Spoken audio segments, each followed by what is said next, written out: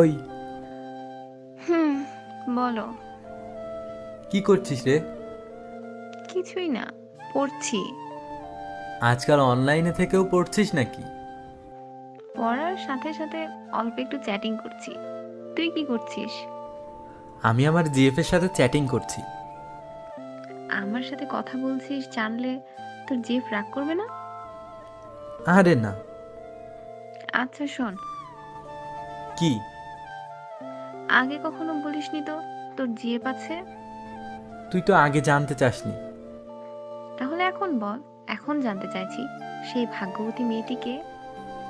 সে হলো এই পৃথিবীর সব থেকে সুন্দর মেয়ে, যে আমার মন কেড়ে নিয়েছে। সে তো বুঝলাম, কিন্তু নামটা তো বলবি সেই মেয়ের। তুই তাকে চিনিস তো? আমি চিনি। কে বলতো? তুই সত্যি জানতে চাস? আরে হ্যাঁ।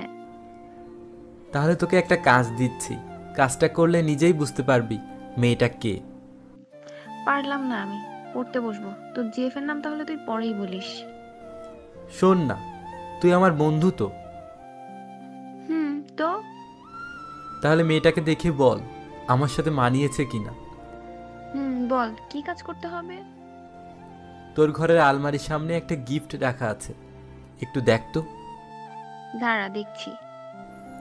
দেখছিস? কই কিছু নেই তো। ওই আয়নার দিকে তাকিয়ে দেখ। কি দেখবো? আয়নায় যাকে দেখছিস সেই আমার জিএফ, কিন্তু আমি ওর বিএফ কিনা জানি না। পাগল হয়ে গিয়েছিস তুই। এই সুন্দরী তো আমাকে পাগল করেছে। তুই আর কত মেয়েকে এই কথা বলেছিস বলতো? তুই আমাকে এতটাই খারাপ ভাবিস নাকি? এত বছর ধরে আমাকে এমন চিনলি তুই? এই সরি রে। তুই আমাকে এরকম বলতে পারলি? সরি, আসলে তুই তো বলিস সব মেয়েই তোর কাছে এক, তাহলে আমি তাদের মাঝে আলাদা হলাম কি করে? আসলে সব মেয়ে আমার কাছে এক, কিন্তু তুই আমার কাছে স্পেশাল। কিন্তু এতদিন আমার সাথে এসব বলিসনি কেন? ভয় লাগতো এসব শুনে যদি তুই বন্ধুত্ব না রাখিস, যদি কথা না বলিস। এখন ভয় লাগছে না? এখন কি করে বললি? এটাই তো স্কুলের শেষ বছর, এখন না বললে পরে যদি সুযোগ না পাই, তাই বলে ফেললাম। বুঝলাম। আচ্ছা বাই, পড়তে বসবো, আবার কাল কথা হবে। কিছু তো বলে যা। কাল স্কুলে যাওয়ার সময় নিতে আসিস তোর জিএফ কে আমাদের বাড়িতে। সত্যি? আমি অনেকক্ষণ অনলাইনে, এবার না পড়তে বসলে আম্মু খুব বকবে।